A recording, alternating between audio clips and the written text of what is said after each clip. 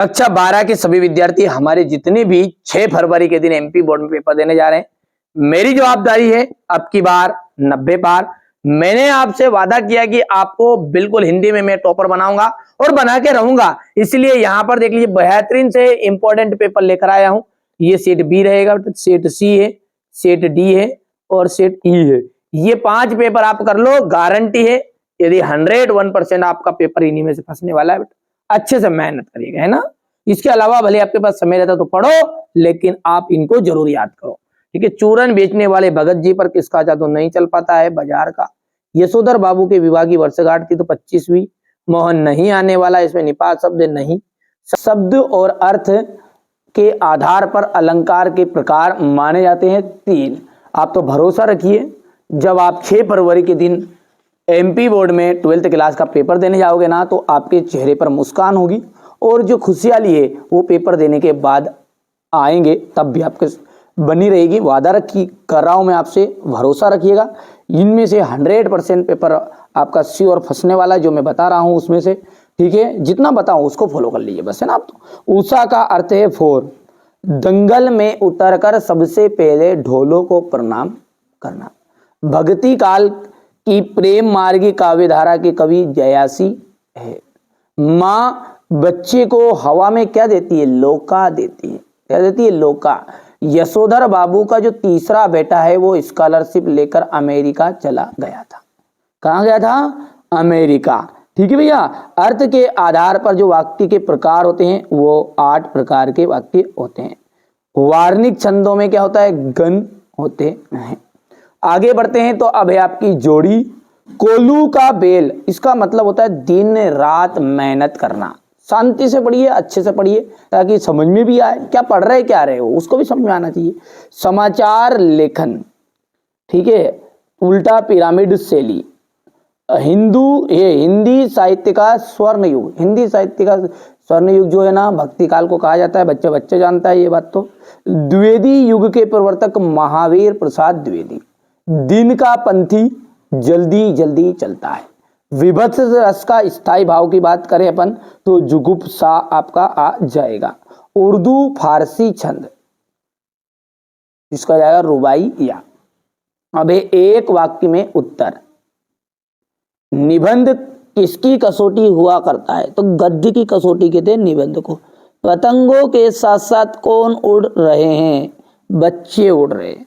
छंद के अंग कौन कौन से होते हैं? वर्ण, मात्रा, यति, चरण और तुक। सूत्र रूप में कही गई बात को विस्तार से लिखना भाव पल्लवन कहलाता है। फीचर लेखन की शैली कौन सी होती है? कथात्मक शैली।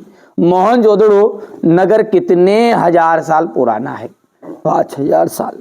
अमलतास कितने दिन के लिए फूलता है? 15 से 20 दिनों में फूलता है ये। इस युग में जातिवाद के पोषकों की कमी नहीं है। बिल्कुल राइट बात है ना। यशोधर बाबू गोल मार्केट के सेक्रेटेरिएट तक स्कूटर से आते जाते थे, ये असत्य बात है।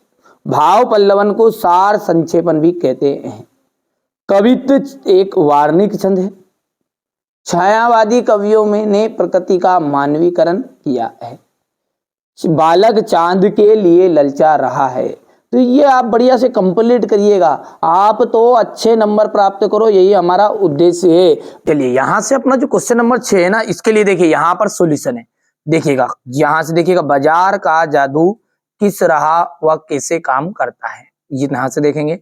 झोपड़ियों में किस प्रकार की आवाजें आ रही थी? तो झोपड़ियों में रोगियों के कहराने की और के करने की आवाजें आ रही थी, तथा कभी कभी बच्चों की माँ के पुकारने की आवाज भी आ रही थी। शिरीष के फूलों को मजबूत क्यों कहा गया है? भारत में जाति प्रथा किस रूप में विभाजित है? देखने को मिलती है। क्वेश्चन नंबर 8 आप ध्यान से देखिएगा। ये भक्ति की छोटी आंखें उसे के किस गुण को प्रकट करती है? बढ़िया से आप तो कंप्लीट करो, है ना। पूरा सॉल्यूशन आपके लिए लिखाया है। ठीक है। लोगों ने लड़कों की टोली का क्या नाम रखा था? स्क्रीनशॉट लेते जाना, है ना। इंदर सेना और मेंढक मंडली। यदि हम बात करें आगे की तो क्वेश्चन नंबर 9 को ध्यान से देखो। संवाद के माध्यम से प्राप्त की जाने वाली जानकारियां कौन कौन सी होती है? ठीक है। तो आपसी संबंध, चारित्रिक विशेषताओं की जानकारी हम प्राप्त कर सकते हैं। यहां से आप देखिए मीडिया में बीट किसे कहते हैं, हो गया इतना। स्क्रीनशॉट लेते जाना है ना। अद्भुत रस का उदाहरण आपको देना है। अलौकिक प्रसंग की प्रतीति से उत्पन्न विस्मय अद्भुत रस की व्यंजना कराता है। यहाँ पर ये देखिए, ये थोड़ा सा अलग टप लिख दिया बच्चों ने। आप ऐसा लिखना कि ऐसा रस जिसमें आश्चर्य हो, जिसको ऐसी घटना, ऐसा दृश्य जिसको सुनकर देखकर आश्चर्य हो, उसे अपन कहते हैं अद्भुत रस।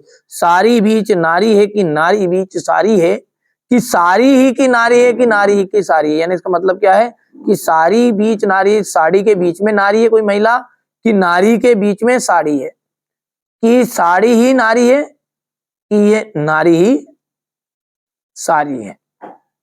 ठीक है। भ्रांतिमान अलंकार की परिभाषा उदाहरण सहित दीजिएगा, यहां से देख लीजिएगा ये। ठीक है।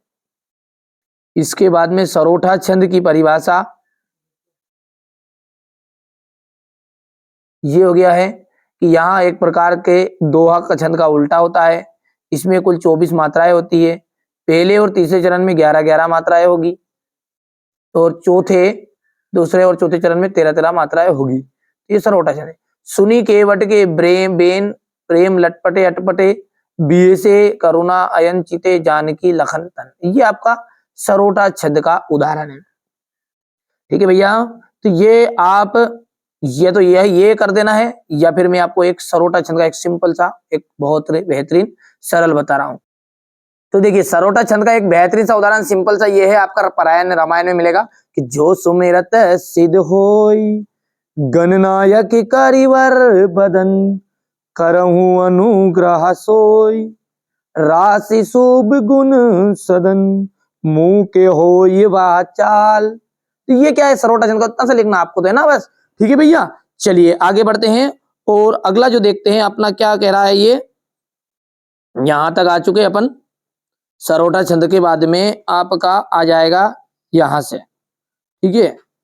व्यंजना, व्यंजना शक्ति की परिभाषा उदाहरण सहित देनी है, ये यहां से आपको करना है ये। ठीक है। क्वेश्चन नंबर जो 12 है, निपात शब्द है, तो ये निपात शब्द हो जाएगा यहाँ पर। मुहावरे और लोकोक्ति में अंतर, तो ये मुहावरा और लोकोक्ति में अंतर आ जाएगा। ठीक है। इसके बाद में ये क्वेश्चन नंबर आपका 13 है ये। ठीक है। यहां से देखिएगा ये अथवा सही तो गया। क्वेश्चन नंबर 14 क्या है, बच्चे किस बात की आशा में नीडों से झांक रहे होंगे, आपके जीवन में शरद ऋतु के क्या मायने रखती है। क्वेश्चन नंबर 15 देखिए, भाषा की साहुलियत बरतने से क्या अभिप्राय है। बढ़िया से स्क्रीनशॉट लेते जाओ। ठीक है। ये यहां से क्वेश्चन नंबर जो 16 है इसको देख लो। अब क्वेश्चन नंबर जो 16 है ना, उसमें है आपका आपत्ति गद्यांश। ठीक है। तो यहां से देखो ये हो गया, इसका अथवा रहेगा ये। थोड़ा छोटा कर दूं ताकि सारी चीजें आपको नजर भी आ जाएगी। हो गया इतना। ये आपका 16 स्क्रीनशॉट ले लेना प्रश्न का, ये यहां से आ जाएगा। फिर क्वेश्चन नंबर 17 में आपका यहां पर आएगा। तो अपन क्वेश्चन नंबर 16 को देखते हैं पहले तो ये क्वेश्चन नंबर आपका 16 रहेगा। हो गया इतना। चलिए इसके बाद में यहां से ये इसका अथवा वाला है। हो गया यहां पर। और क्वेश्चन नंबर 17 में तो देखिए सूर्यकांत त्रिपाठी निराला और ओ नारायण का जीवन परिचय है। तो ये आपकी 2 रचनाएं हो गई है। ठीक है। यहां से देख सकते हैं साहित्य परिचय, सॉरी, तो भाषा शैली हो गया है, और ये साहित्य में स्थान सूर्यकांत त्रिपाठी निराला का, तो यहां से देख लीजिएगा ये भाषा शैली हो गई, ये साहित्य में स्थान। महादेवी वर्मा है। ठीक है। तो महादेवी वर्मा का एमपी बोर्ड में इतना तो आएगा नहीं, अपना फालतू है ये। तो यहां से काम अपना है महादेवी वर्मा का। देखो रचनाएं हो गई, ये इनकी भाषा हो गई है, ये शैली हो गई है, ये यहां से साहित्य में स्थान हो गया। जैनेन्द्र कुमार आ जाएगा यहाँ पर, रचनाएं, भाषा शैली और साहित्य में स्थान।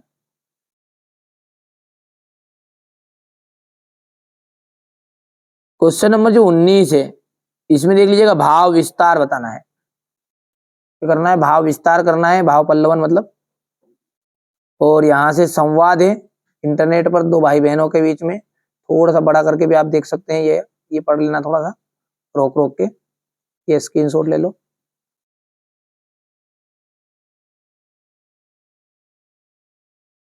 जिसके बाद में यहां से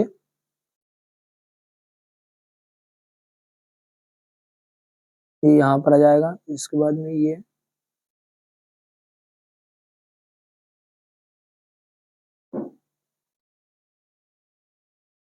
हो गया इतना।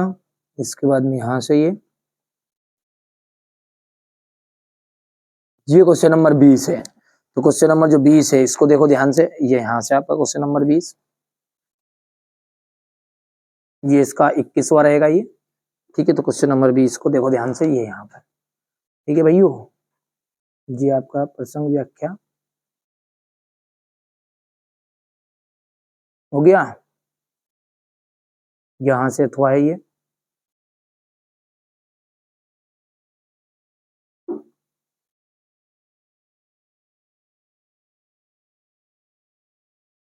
व्याख्या है। अब क्वेश्चन नंबर जो 21 है, ये 21 वाला तो मैंने बता ही दिया आपको, ये स्क्रीनशॉट ले लेना यहाँ से। ये 21 वाले का संदर्भ यहाँ पर, ठीक है, ये 21 वाले का आ जाएगा, यहाँ संदर्भ हो गया, ये प्रसंग हो गया है और ये व्याख्या हो गई।